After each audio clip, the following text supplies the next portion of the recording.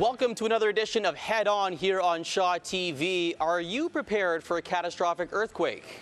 You're not. Well, you're not the only one, as being prepared for emergencies such as major earthquakes and other large natural disasters is something that seems to be on the mind of a lot of British Columbians, especially here on mid-Vancouver Island, as earthquakes is something that a lot of people really are vulnerable towards. A recent Auditor General's report by Auditor General Russ Jones came out and stated that British Columbians really are not prepared at all for a catastrophic earthquake. We'll talk a little bit about possible solutions. Why aren't we prepared? What can we do to be more prepared?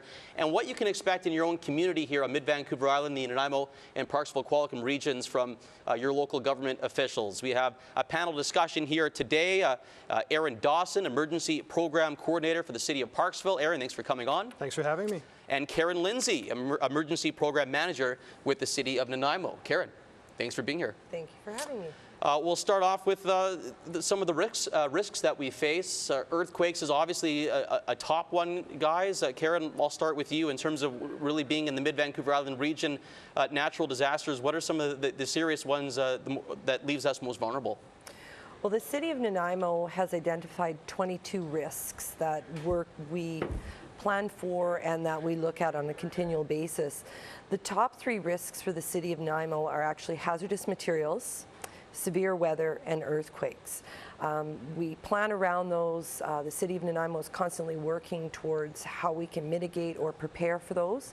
And then also we have, dependent upon the season as well, it can change some of what we look at throughout the year. So for example, in drier summer weather, we can look at urban interface fires as an example.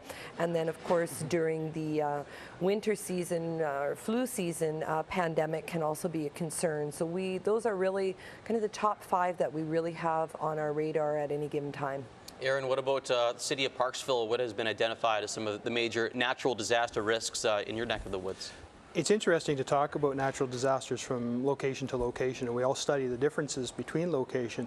And being that Parksville and Nanaimo are so close together, it's interesting when we talk what the differences are. Very different demographic, and that plays into it as well. So for Parksville, the top three, the number one is an earthquake, where for Nanaimo, it's number 3 on their list. For Parksville, number 2 is an interface wildfire, where the forest fire burns into the city, and number 3 is a pandemic.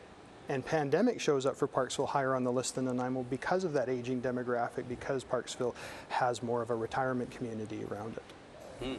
Yeah, on the pandemic side, that's quite interesting. How much focus kind of goes into that locally in terms of what local government officials can possibly respond to that, Karen?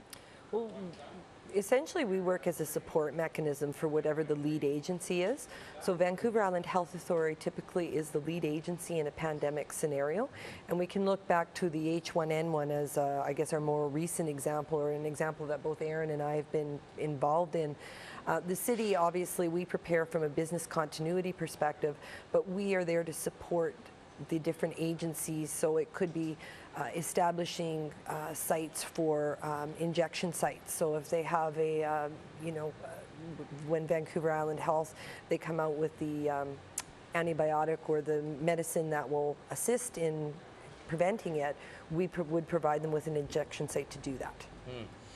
A catastrophic earthquake for the Parksville region, I think about the elderly demographic, Erin. Is that a particular challenge in terms of servicing an elderly population like that? It can be a challenge after the earthquake.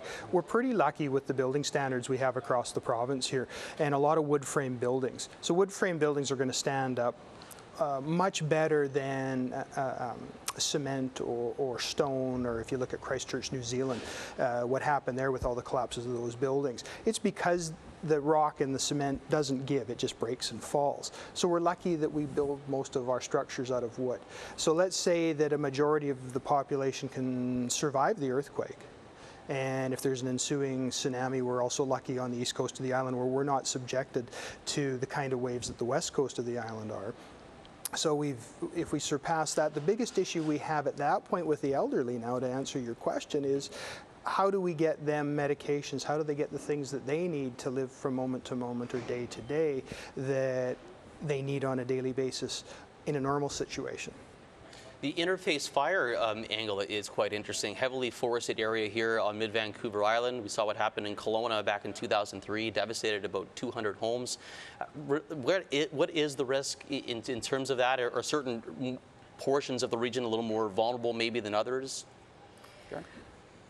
Karen? For us, for the city of Nanaimo, we have pockets of it, and a lot of we've actually just finished the wildfire protection plan, and we're looking at what that risk actually is. There's certain areas within the city that are of concern, and then a lot of the outlying areas, so where homes have been built, and it's beautiful having, you know, wooded areas behind you, but those pose a risk because they interface with the community. So we're not as high on the list as, say, Parksville or some of the areas in the regional district, but when the weather dries, we certainly do, it is a concern for us. And much of Parksville, just to the west of the community, heavily forested areas, Erin, and I've talked to the fire chief, Doug Banks, about that with tinder dry conditions. That's, I'm sure, a bit of a concern for the Parksville region. It is a concern after spending some time with the Ministry of Forests and the wildfire branch. We don't have the same kind of conditions as the Kelowna area does. We don't dry out as dramatically as they do. Now, that's not saying that, you know, we won't have a summer potentially that goes like Kelowna did. However, generally speaking, we get situations where at night it gets moist enough, even in the summertime, where a dew will form, and that helps slow that fire spread. Our fire loads, and that's making reference to what's on the ground that will burn, are higher than, say, the interior around Kelowna. However, it's a bit more moist. So yes, we have to plan for it, and yes, it's a concern. However, it's a bit mitigated just by nature and where we are.